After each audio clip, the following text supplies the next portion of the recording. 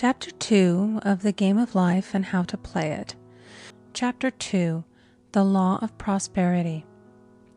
Yea, the Almighty shall be thy defense, and thou shalt have plenty of silver. One of the greatest messages given to the race through the Scriptures is that God is man's supply, and that man can release through his spoken word all that belongs to him by divine right. He must, however, have perfect faith in his spoken word. Isaiah said, "My word shall not return unto me void, but shall accomplish that whereunto it is sent." We know now that words and thoughts are a tremendous vibratory force, ever molding man's body and affairs. A woman came to me in great distress and said she was to be sued on the 15th of the month for $3,000. She knew no way of getting the money and was in despair. I told her that God was her supply and that there is a supply for every demand. So I spoke the word. I gave thanks that the woman would receive $3,000 at the right time in the right way. I told her she must have perfect faith and act her perfect faith. The 15th came, but no money had materialized. She called me on the phone and asked what she was to do. I replied, "It is Saturday, so they won't sue you today. Your part is to act rich, thereby showing perfect faith that you will receive it by Monday." She asked me to lunch with her to keep her courage.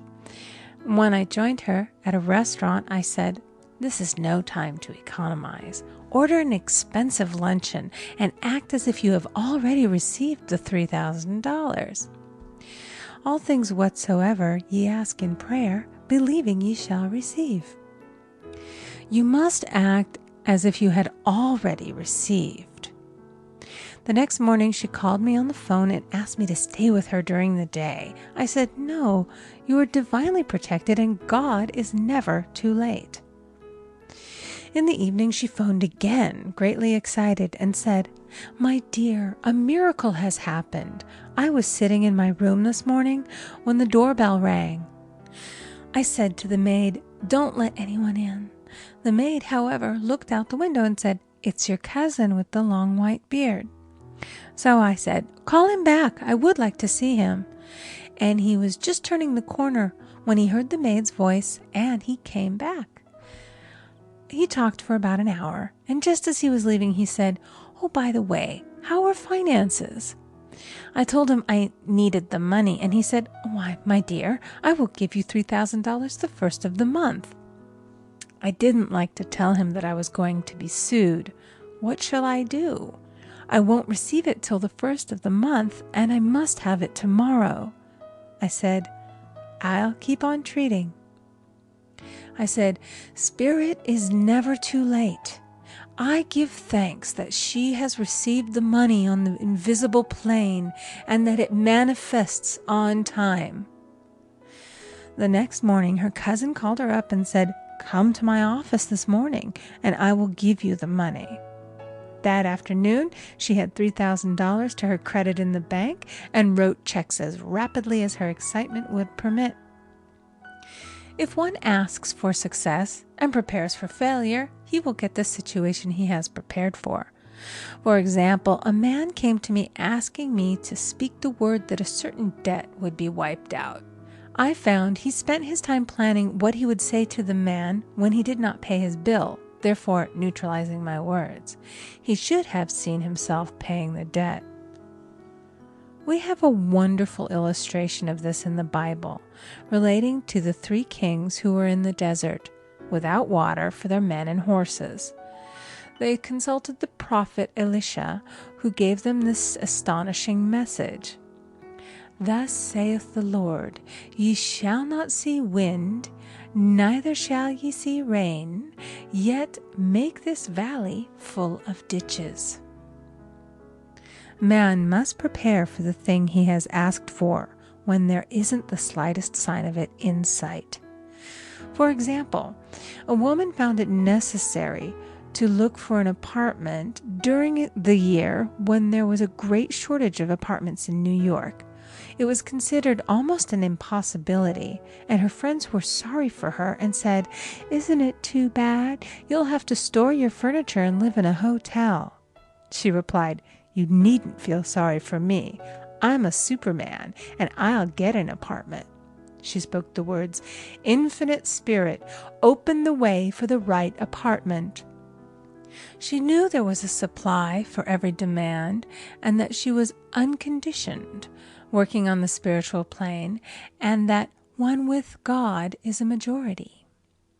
She had contemplated buying new blankets when the tempter, the adverse thought or reasoning mind, suggested, "Don't buy the blankets. Perhaps, after all, you won't get an apartment and you will have no use for them." Promptly she replied to herself, "I'll dig my ditches by buying the blankets." So she prepared for the apartment, acted as though she already had it. She found one in a miraculous way, and it was given to her although there were over 200 other applicants. The blankets showed active faith. It is needless to say that the ditches dug by the 3 kings in the desert were filled to overflowing. Read 2 Kings. Getting into the spiritual swing of things is no easy matter for the average person. The adverse thoughts of doubt and fear surge from the subconscious. They are the army of the aliens, which must be put to flight. This explains why it is so often darkest before the dawn. A big demonstration is usually preceded by tormenting thoughts. Having made a statement of high spiritual truth, one challenges the old beliefs in the subconscious, and error is exposed to be put out. This is the time when one must make his affirmations of truth repeatedly and rejoice and give thanks that he has already received. "Before ye call, I shall answer." This means that every good and perfect gift is already man's, awaiting his recognition. Man can only receive what he sees himself receiving. The children of Israel were told that they could have all the land they could see. This is true of every man. He has only the land within his own mental vision. Every great work, every big accomplishment has been brought into manifestation through holding to the vision, and often just before the big achievement comes apparent failure and discouragement. The children of Israel, when they reached the promised land, were afraid to go in, for they said it was filled with giants who made them feel like grasshoppers. And there we saw the giants, and we were in our own sight as grasshoppers. This is almost every man's experience. However, the one who knows spiritual law is undisturbed by appearance and rejoices while he is yet in captivity. That is, he holds to his vision and gives thanks that the end is accomplished. He has received. Jesus Christ gave a wonderful example of this. He said to his disciples, "Say not ye, there are yet 4 months, and then cometh the harvest? Behold, I say unto you, lift up your eyes, and look on the fields, for they are ripe already to harvest." His clear vision pierced the world of matter, and he saw clearly the 4th-dimensional world, things as they really are, perfect and complete in divine mind. So man must ever hold the vision of his journey's end and demand the manifestation of that which he has already received.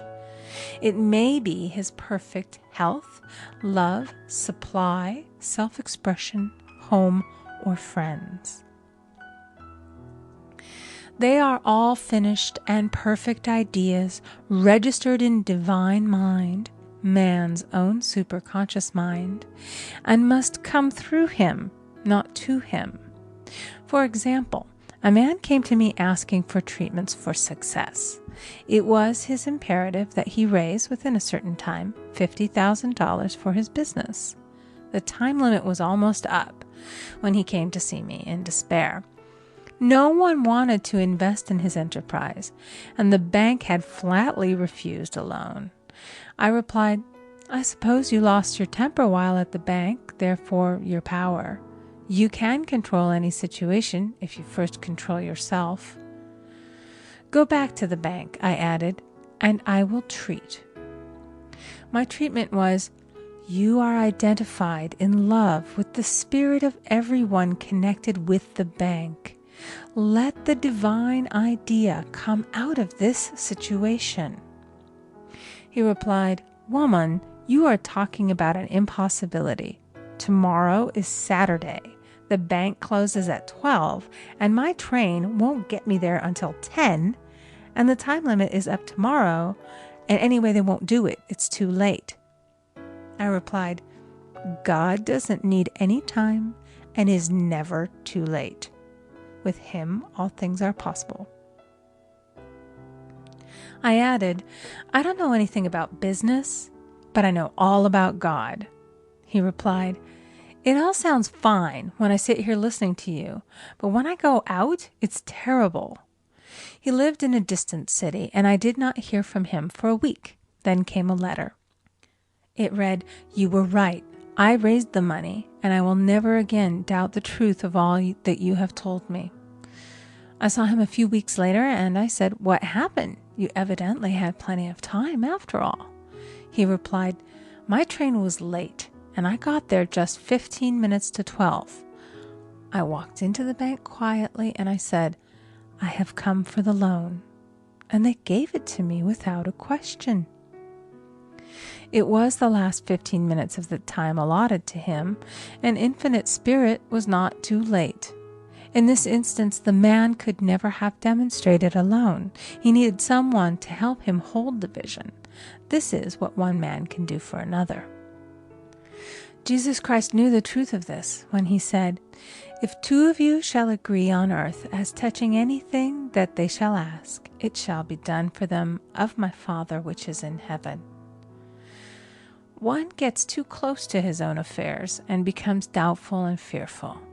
The friend or healer sees clearly the success, health, or prosperity and never wavers because he is not close to the situation.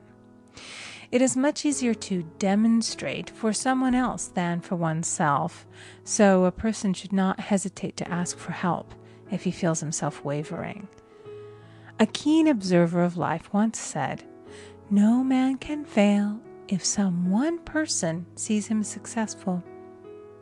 Such is the power of the vision, and many a great man has owed his success to a wife or a sister or a friend who believed in him and held without wavering to the perfect pattern. End of chapter 2. Recording by Amy Conger.